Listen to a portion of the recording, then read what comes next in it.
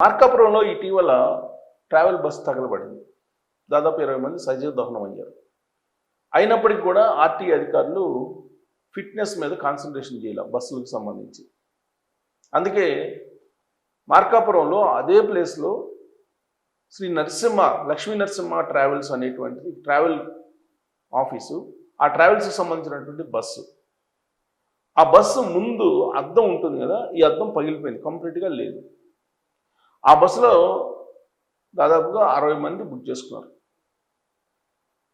వాళ్ళు కొన్ని స్లీపర్స్ ఉన్నాయి, కొన్ని సీటింగ్ ఉన్నాయి. ఫస్ట్ ఒక 40 మంది ఎక్కారు. కొంతమంది ఈ బస్సు ముందు అద్దం లేదు కదా, ఎలా తీసుకెళ్తావు అని చెప్పేసి అడిగారు డ్రైవర్ని. అది మార్కాపురం నుంచి బెంగళూరు వెళ్ళాలి. ఆ డ్రైవరు హెల్మెట్ ఉంది, హెల్మెట్తో నేను డ్రైవ్ చేస్తానని చెప్పాను. అంటే బస్సు అద్దం కంప్లీట్గా ముందు అద్దం పగిలిపోతే డ్రైవరు హెల్మెట్ పెట్టుకుని నేను డ్రైవ్ చేస్తానని చెప్పి అతను రెడీ అయ్యాడు. అప్పటికి ఆ బస్సు అద్దం పగిలిపోయి ఎన్ని రోజులు అవుతుందో తెలియదు. ప్రయాణికులు నిలదీశారు కాబట్టి ఆ ముందు బస్సు అద్దం పగిలిపోయింది, హెల్మెట్ పెట్టుకుని ఇతను నడుపుతున్నాడు డ్రైవర్ అనేది ఆ రోజు బయటకు వచ్చింది. దాని మీద ఒక దాదాపు 20 మంది ట్రావెల్ చేయడానికి వచ్చినటువంటి వాళ్ళు, ఆ బుక్ చేసుకున్నటువంటి వాళ్ళు పోలీస్ స్టేషన్లో కంప్లైంట్ చేశారు. పోలీసులు డ్రైవర్ని పిలిచి అడిగితే హెల్మెట్ పెట్టుకొని నేను డ్రైవ్ చేస్తాను, పెద్ద ఇబ్బంది ఏమి ఉండదు అని.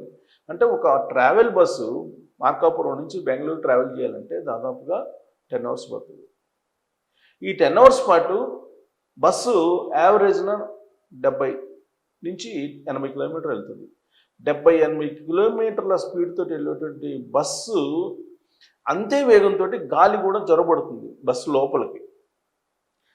మరి ఆ బస్సు ఆ వేగానికి ఆ గాలి కనుక ఎక్కువ వీస్తే ఆ వేగానికి బస్సు ఏమైపోతుంది?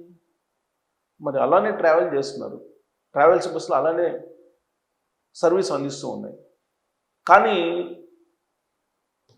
ఆర్టీఏ అధికారులు ఉన్నారు కదా, వాళ్ళు పట్టించుకోవాలి ఇవన్నీ కూడా. బస్సుకి ఫిట్నెస్ ఉందా లేదా,